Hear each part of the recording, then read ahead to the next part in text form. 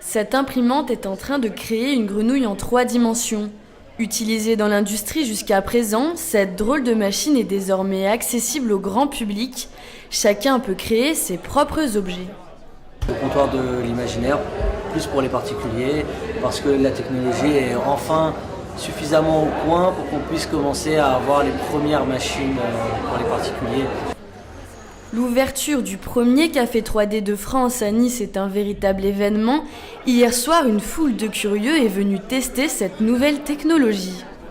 Le plastique a une espèce de texture assez particulière. Et c'est vachement agréable parce que quand là j'ai une main dans la main. Et, ils ont vraiment réussi à reproduire les articulations. C'est assez simple.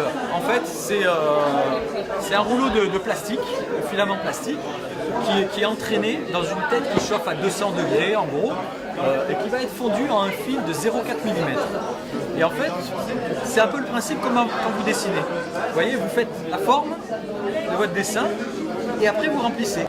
L'inauguration du comptoir de l'imaginaire est un succès. C'est un rêve d'enfant qui se réalise pour son créateur.